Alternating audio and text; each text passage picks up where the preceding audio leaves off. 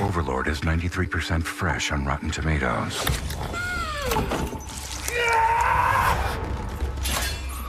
It's a thrilling combination of action and horror. One hell of an entertaining ride. From producer J.J. Abrams. Overlord, rated R.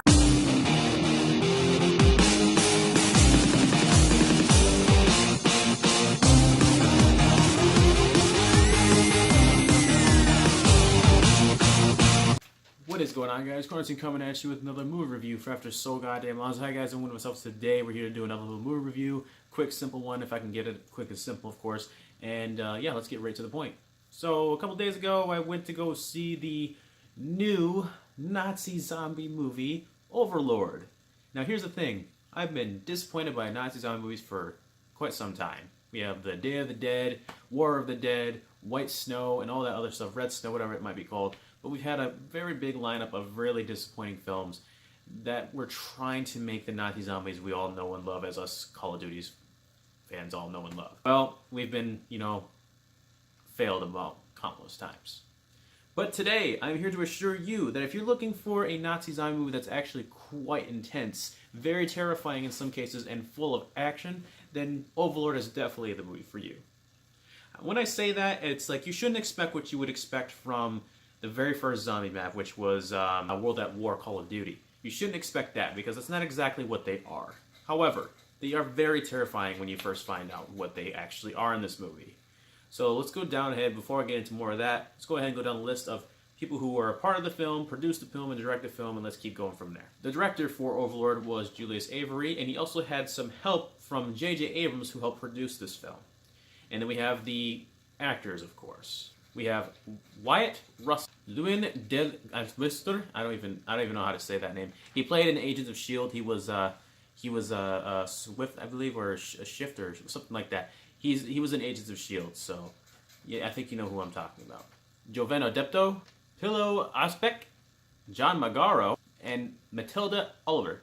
I believe that's how you say her name. Each character has their own little set of skills in the film. In which case, you got the one who's the weak one in the group, the mouth, the killer, the bright-spirited one, and the one who looks at the good in all things. And I feel like they actually really nailed that with this film, because we've had movies like that with World War II, such as Saving Private Ryan or Pearl Harbor. We all have like the different types of characters that really make the squad a squad. So everybody has their own little personalities, and they definitely did hit it with Wyatt Russell's character being the main leader of the movie, Lieutenant Ford. Lieutenant Ford tended to be the more backbone of the film and was willing to do whatever it took to get the mission done, including sacrificing the many lives of his men, even though the many lives that were at stake were about 4 of them. Then we have the main character, which is played by Jovan Adepto. He plays as Boyce, who is the guy who jumps in through the war, has never killed anyone before, and has never really gotten to experience what that was, and jumps into the ship first time of his life and is very scared and shaky and doesn't know what to expect, and eventually does have to learn that he has to either kill or be killed. John Margot plays as Tibet, who is the sniper of the group, but also has a very big mouth, likes to talk a lot of shit, and has a very New Yorker accent, and it's very awesome. I'd say more of a Brooklyn accent, and it's pretty spot on, honestly. Has a big mouth, but knows when he has to do his job, and is a very good sniper. Pillow Estek is playing as Waffner, who is the other private of the group, very weak, didn't really know what to do, and got kidnapped by the Nazis to be experimented on with the Nazi zombie program. And then finally we have Matilda Oliver's character, who plays as Chloe, a French, normal German lady. I don't know if she's French. I think she's just regular German. She's just a regular German lady in this little tiny village that's right next to the Nazi zombie, or not the Nazi laboratory and surveillance tower. And she tends to be the rebel of this whole war. She goes on scavenges for stuff that she can use to help herself and her little brother and her aunt, who is very sick. And other than that, she plays a very big significance in this film, because then she becomes one with the squad, because she realizes how dangerous it's actually getting with the war becoming more intense, and the lieutenant that is in charge of the entire thing on the Nazi side tends to want to do worse to her and her family. So, right off the bat, I'm just like I said before, this movie was absolutely crazy. This was probably the most intense movie I've ever seen when it comes to a Nazi zombie movie, and they definitely did not stray away from making it as very scary as possible. Last time I was very scared of Nazi zombies, that was during World War II Call of Duty, and their zombies was absolutely outstanding because they actually had jump scares that actually made you fucking shit your pants. And that was probably the best zombie experience I've ever had in my life.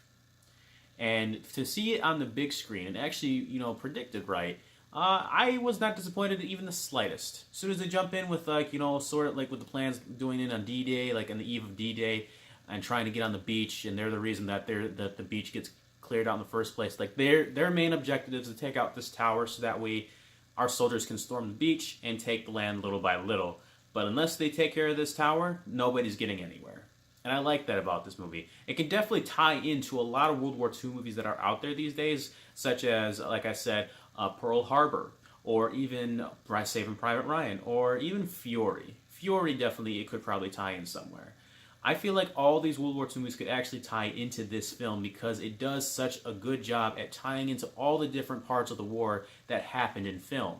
And just for that, I honestly applaud this movie. This movie was absolutely fantastic. I don't think anybody could have done it better. This was the best Nazi zombie movie I have ever seen in my entire life. And it was exactly what I wanted. So thank you very much, Mr. Julius Avery.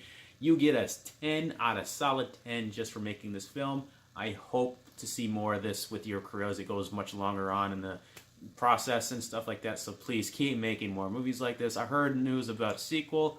I hope that's a thing. If you're thinking about seeing Overlord but you're not too sure, I definitely recommend that you go see this movie. It was crazy. I absolutely loved this movie. It was the best. I honestly think this was just wow. Oh man. But yeah, thank you guys for watching. If you all enjoyed this video, leave a comment, subscribe, share around and stuff like that. And yeah, thank you guys for watching. Hope you all enjoyed, and I'll see you all in the next video. Bye-bye. We gonna fall, then we let it pop, don't let it go. Come on, X gon' give it to you. He gon' give it to you. X gon' give it to you. He gon' give it to you.